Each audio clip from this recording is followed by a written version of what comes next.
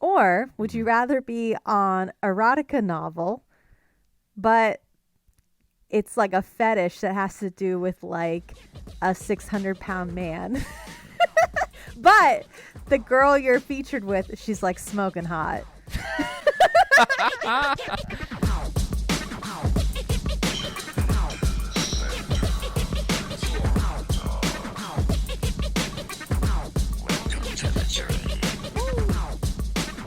Hey everybody, welcome back to Journey to the Center of the Corn Dog. My name is Andrew, and I am joined, as always, with my wife, my co-host, my one and only wiener to rule them all, Amy. How's it going? Hey, that's me. I'm the big wiener that rules them all.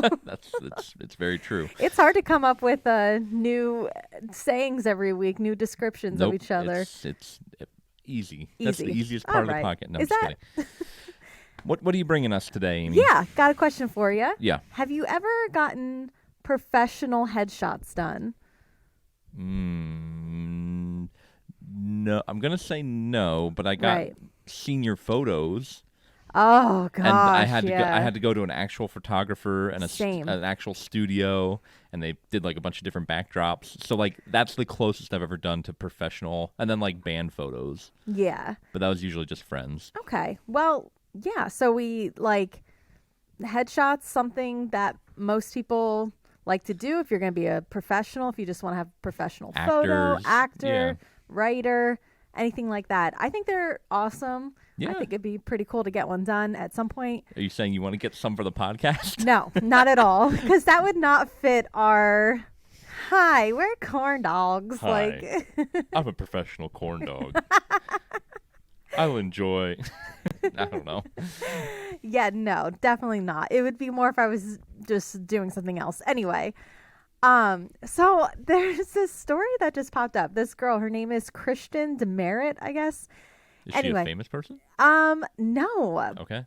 But when she graduated college, which was in 2010, so she's like my age, most likely, she decided to get headshots done. Doesn't say what for, just want to get them done, right? Maybe for professional reasons, whatever. Sure. So, here's the thing. She didn't read, I guess, the fine print when she signed the contract. What fine print do you need for headshots? Take my picture, give me the picture, we're done. I pay you for the picture. But I guess apparently whoever she went to, there was something in the contract that said they also own the rights to the photo. And they are able to sell the photo. Oh, my gosh. So she didn't know this, and her photo got sold to like a stock photo website or company whatever. Awful. Yeah. But get this.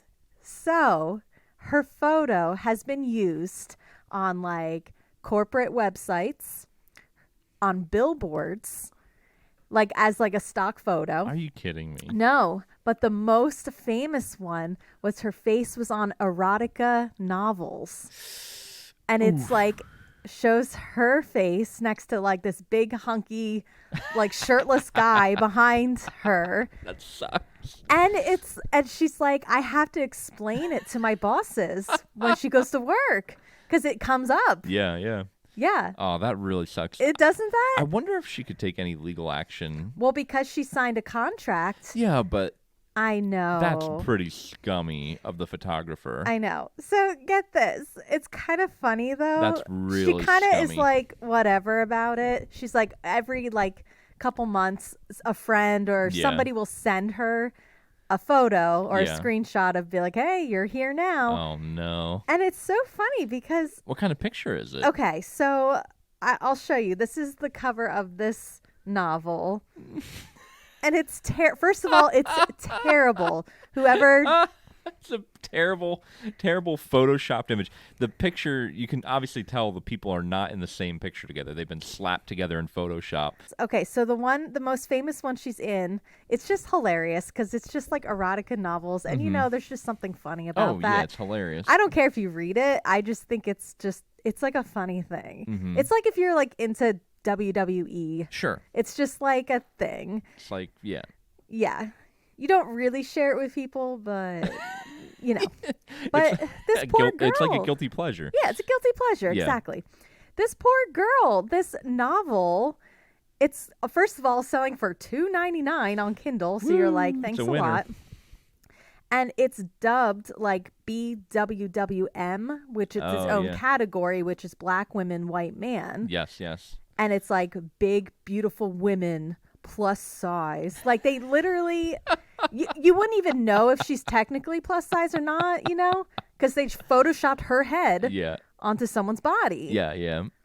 That's so funny. And can you just imagine? So that book is called His Big Childhood Sweetheart. Oh my goodness. Disgusting. Terrible. It's tacky.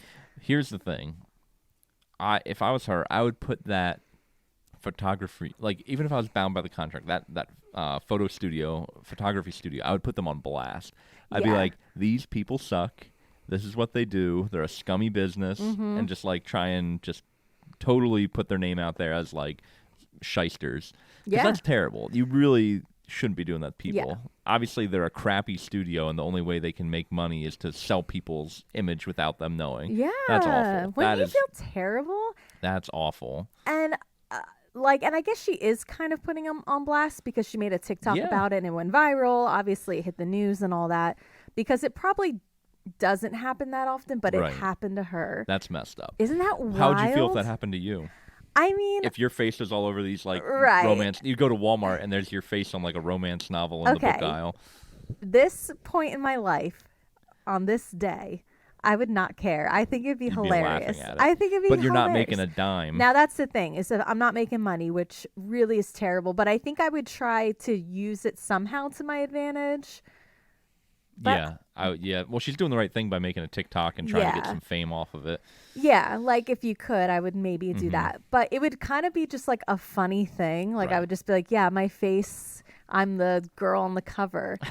Now, what would bother me is if there's like a fetish involved. So this one is a little bit more... It's the interracial fetish. Like on the fetish line there. You have no choice. You sold your rights, unbeknownst to you. I sold it. Which is, I don't know. I feel like there's a way, there'd have to be some kind of action you could take. You probably could, but it's going to cost money. They tricked you. Yeah. They deceived you. I know. But imagine if you're like driving down the highway and you see a billboard and it's like, your face. Join the community, and it's a bunch of people, and then like your face is up there. Come on down to Wet Sam's water slide, and it's like your face photoshopped onto somebody going down a water slide. Listen, as long as my face is on a decent looking body, it probably wouldn't matter as much. So that's the most important part. As long as they put you on like, somebody who's like in shape. Yeah, well, it's like, you know what I mean? Yeah. Well, how terrible would you feel if they took your they took your face? They would take my face and be like, the before picture of a weight loss thing. It's like a real like chunky, out of shape person. It's my face. Yeah. And after, and it's like some beautiful looking, not even my face anymore. It's another stock photo. And they're like, come on down to the weight loss program. Well, you'll Don't look like this guy. It's just my face. Yeah. No, see, that's where it'd be terrible. So, well, how would you feel? What if your face was on, I guess, that, or like, what if what if your face starts showing up on like erotica, but what if it was something that would make you more like. What if it was like, homosexual? Yeah. And you're not, and then people see your face and just be like, oh, like you're gay, but you're like, I'm not gay. Right. Like they're that like, kind of stuff. but you were in the book. You're like, dang it. Yeah, that would be rough. Or it's like, I don't know, something where it's like the front cover of I Hate Corn Dogs magazine, and there's our faces. No, they can't do that. I'd be really mad about that one. But yeah, I just thought it was kind of fun. It's just the more you sit and like think about it, you can really go down a rabbit hole of so many options of like terrible. Yeah. Yeah, that's really, really unfortunate for her. Yeah. It's a great story though. Yeah, it is. If you can just use it to your advantage. I mean, on the other hand, you're kind of like, I guess my face is nice enough to be on a book cover. On like the cheapest of cheap books. It's the cheapest of cheap.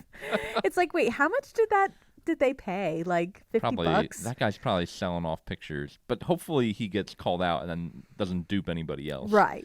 Oh yeah. Yeah. For sure. Man, that's crazy. I'm angry for her, but it's also really hilarious. Yeah. Okay, but how awesome would it be if you got your face on like a really cool, like a D&D artwork. Like imagine if you like had a stock photo, it got sold, you're like, whatever. I'm on like the cover of the next book. Yeah. You're just like, whatever. It's out there. All of a sudden you go to the store, you're like, I'm going to buy the newest edition of Pathfinder or Dungeons and Dragons, whatever. And the artwork is always so cool. Oh, the artwork's amazing, like, yeah. Fantasy just looks awesome. And you turn the page and you're like, that's There's me like with the sword above my head, like, just, like flying on top of like some kind of crazy animal cool. or dragon. I'd be like, it's me. You'd be like, what? That'd be cool. But right now, it's not a good time to have my face associated with Dungeons and Dragons. That's right. There's a lot of controversy right now with the whole D&D community. That's right. Let them know. Basically burning. I mean, I can go into it. Give like a basic. Let me give, for anybody who is not into Dungeons and Dragons, doesn't know that world, let me give you a rundown of what's happening. So, the company that owns D&D is called Wizards of the Coast. They are owned by Hasbro, the big gaming company, Monopoly, all those classic games. The big one. Yeah, Hasbro owns Wizards of the Coast, who runs D&D. They make D&D. Well, for 20-some years, Wizards of the Coast has had an open gaming license, meaning any third-party publisher can come along and take parts of their game and publish them to make source material for D&D or make their own products and sell them with no legal ramifications. It's a beautiful thing. It's helped grow the community all these years. Well, Hasbro and Wizards of the Coast recently came out and said, hey, we're making a new edition of D&D and we're going to redo this document. And everybody's like, what? Hold on there, brother. What are you talking about? And they're like, yeah. Now there's going to be a new license, and you're going to have to tell us everything you make, submit it to us. We get to own it, basically. You give us the rights to do whatever we want with it. We get royalties off of the money you make. You have to report all the money you make to us that you make with these products. We're going to tax your Kickstarters. We're going to get 25% of that. Phew. And everybody's like, what? And everybody freaked out. Like, the D&D community, all the creators freaked out. There's, like, big publishers who have been making livings. They have giant companies of employees that make YouTubers. That are even if they're smaller YouTubers, but they make their living off of making videos. They have Patreons where they make supplemental content. Live stream games that make money. Yeah. People who publish, their, like, Kobold Press is a big one. They make source books for D&D. They're a giant publishing company. Everybody freaked the F out. Yeah. And was like, wait, you're going to destroy us. Like, you're going to take all of our money and steal all of our stuff. So the D&D community was burning, just like up in arms. Oh, yeah. And Wizards of the Coast, who owns D&D, was radio silent for weeks. Pandemonium, just craziness. People online are going wild over this. And then another leaked email. They're supposed to have a live stream about this, D&D. Wizards of the Coast. Wizards of the Coast, yeah, is supposed to have a live stream to clear up things. People are obviously upset. They cancel the live stream 5 minutes beforehand, which then is even worse. Yeah. And then a leaked email comes out from a whistleblower inside of Wizards of the Coast, basically being like, hey, just so you know, the people, like, the executives don't really care about the community. They just see you as an obstacle to their money. And they are just hoping that all this fuss dies down, and then they're just going to keep moving forward. If you really want to show them that you're upset, cancel your D&D Beyond subscription, which is like a subscription you can have on their website to use their online tools. A lot of people use it because it's very convenient. It's only like $6 a month. But it's a direct way that they can see if people are upset or not. So then the community goes ham, and everybody starts canceling their subscriptions. Tens, hundreds of thousands of dollars worth of subscriptions gone in like the matter of a couple days. So Wizard of the Coast finally understands that people are upset, and they freak out and release a little statement being like, hey, hold on there, everybody. It's okay. Calm down. wait, we always wanted to do the right thing. Those were just drafts that got leaked. They were never intended to be. We always wanted to get community feedback before moving forward, which was a lie because they were sent with legal documents asking for people to sign. You don't send a draft for a signature. So then they're like, hey, it's okay. We hope that we can rebuild your trust. We rolled a natural 1 on this one. Our bad. And then they're like, in the next few days, you're going to hear people saying that they won and we lost. That's not true. They won and we won because we want what's best for the community. And everybody's like, bull honky. That is such like corporate speak. Yeah. Wow. It's disgusting. No, yeah. You can't both really win. I mean, no. right? Yeah, that's why there's a winner and a loser in those situations. So it's just been a pandemonium. So people are fleeing D&D and unsure what to do. It's just been a madness. So basically, they did the same thing that the guy did with the headshots. Yeah. They're just kinda. like, yeah. Real scummy move. Scummy move. Big old scumbag move. So, yeah, it's just been wild turn of events for people in the D&D community like me. I mean, I don't create anything, but I enjoy the community and I enjoy the third-party stuff. It's definitely interesting. I mean, all week you're drama. watching, videos and drama about it, and I'm always like checking in. I'm like, so what's going on with the Wizards of the Coast? I mean, I even bought a Pathfinder book. Yeah. Just thinking about converting to a different system. Yep. But I don't know. I think I'll stick with D&D. I enjoy the system a lot, but I'll just keep buying third-party books. Yeah. Like, I don't have to give my money. Yeah. That's normally what I do anyway. Like, I enjoy the game. The thing is, Wizards of the Coast did not make D&D. They don't. I mean, they own the property, but they didn't make it. Yeah. It was made back in the 70s by Gary Gygax, and I forget the other guy's name. They founded TSR, then TSR got bought out by Wizards of the Coast. So it's not like they created it. They just happen to own the franchise at the moment. So you just give your money to whoever you care about. True. Or don't give your money away at all. Don't give it away at all. And that's the thing with a lot of these games. They don't want you to know, like, you can make it up yourself. Like, you don't need somebody to tell you how to play an imaginary game. Right, exactly. Yep. It's nice to have a set of rules that you can follow. But yeah. Anyway. Well, now that I lost everybody that listens to this podcast. Wow, we are also losing subscribers right now. Everybody's unsubbing from the podcast. I can't believe you wanted me to go into that whole rigmarole. I asked for a basic rundown, but all right. It's a complex series of events. Okay, all right. Anyway, so yeah, it's been wild for me in my hobby. Yeah. But drama. Just drama. It's that feeling where you work somewhere at a corporation and everybody gets an email and everyone is like, what? Yeah. And people are like, I'm going to quit. I'm going to quit. Of BS. I'm not taking this. I'm not doing this. Yeah. And then you go through a whole wave of people quit, people leave, people are mad. It's just, it's another, people just don't like when giant corporations are scummy and they just feel like they're just penny pinching, like trying, and that was another famous quote. The new CEO of Wizards of the Coast had in a leaked document in like a meeting they had said the brand is very undermonetized, and she just came from Microsoft over to Wizards of the Coast, so people are like, she's an evil Microsoft executive trying to steal our money. Yeah. Anyway, so it's just the whole corporate greed thing. Yeah, but which makes nobody likes that. Yeah, it's not when you have a community going on with this type of hobby, and then it's like you filter in.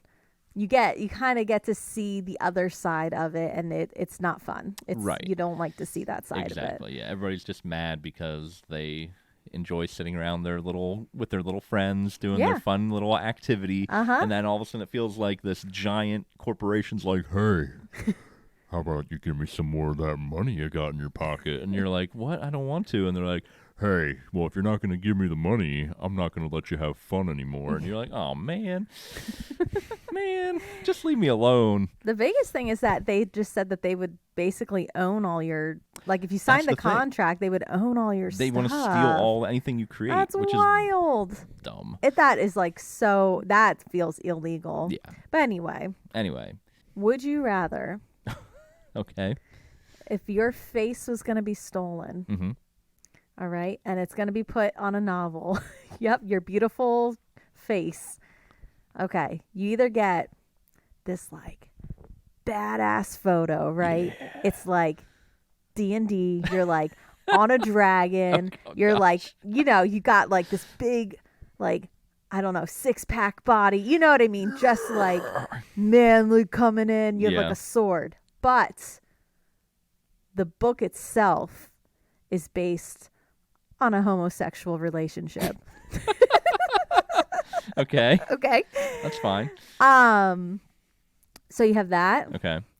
Or you have like the standard. So I'm I'm sorry, just to clarify, I'm on like an awesome fantasy novel cover, and I look awesome, but like you look awesome. The overarching story is about like a homosexual relationship. Yeah. Okay. So if anyone reads it or reads the back, got it. They'll be like, oh, Andrew's gay. So just saying.